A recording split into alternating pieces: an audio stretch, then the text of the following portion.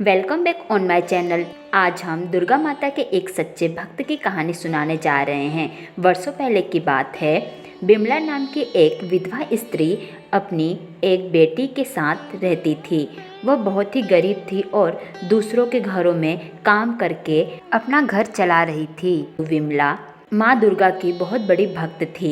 वह प्रत्येक वर्ष नवरात्र के समय में माता दुर्गा की पूजा करती और उनका व्रत भी करती थी। इस वर्ष नवरात्रि का समय आने वाला था, परंतु विमला के पास इतने पैसे नहीं थे कि वह नवरात्रि के पूजा पाठ के लिए चीज़ें खरीद सके। इसीलिए विमला ने और भी लोगों के घरों में काम करना शुरू कर दिया। इस प्रकार से विमला के पास कुछ पैसे आ गए और विमला नवरात्रि के दिनों में माँ दुर्गा के लिए पूजा पाठ की चीज़ें खरीदी और साथ ही विमला ने नवरात्रि का व्रत भी किया।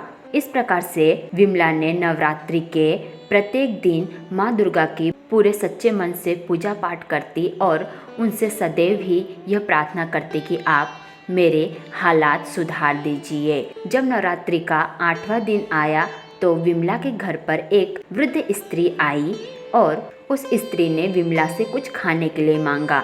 विमला के घर में कुछ भी खाने के लिए नहीं था, परंतु जो कुछ भी थोड़ा बहुत था विमला ने उस स्त्री को दे दिया। तब उस वृद्ध स्त्री ने विमला को एक पोटली दी और बोली कि इस पोटली को तुम दशहरे के दिन खोलना।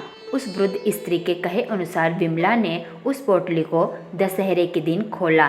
जैसे ही विमला ने उस पोटली को खोला तो वह देखकर आश्चर्यचकित रह गई कि इस पोटली में बहुत सारे सोने और जेवरात रखे हुए थे। यह देखकर विमला समझ गई कि वह वृद्ध स्त्री और कोई नहीं परंतु माता दुर्गा ही थी और माता दुर्गा ने अपने आशीर्वाद के स्वरूप में यह सोने और जेवरात मुझे दिए हैं। और विमला ने माता दुर्गा को धन्यवाद कहा।